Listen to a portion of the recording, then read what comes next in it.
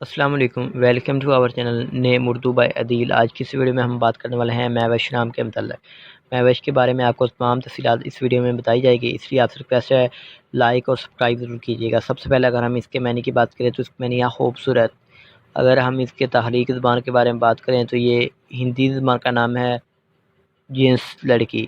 اور اگر ہم ان کے لکی نمبر کی بات کرتے ہیں تو اس کا لکی نمبر 9 ہے۔ اور اگر اس کے مذاہب کی بات کی جائے تو یہ مسلم نام ہے۔